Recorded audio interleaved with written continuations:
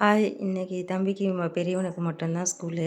கிளம்புற சாப்பிட்றதுக்கு சப்பாத்தி சாப்பிட்டு புரோட்டீன் டயட் இருக்கல்ல, அதுக்குன்னு சப்பாத்தி சாப்பிட்டுட்டு சாலட் எடுத்துட்டு போறேன்னு சொல்லியிருந்தான். சரி ஓகே அப்படின்னு சொல்லிட்டு, கேரட்டும், குக்கும்பர் தான் போட்டு இன்னைக்கு சாலட்டு பண்ணியிருந்தேன். கொஞ்சோண்டு மிளகுத்தூளும், உப்பும் போட்டு நல்லா குலுக்கி எலுமிச்சம்பழ சாறு கடைசியில கொஞ்சோண்டு அப்படியே புழிஞ்சு விட்டு அத குடுத்தாச்சு.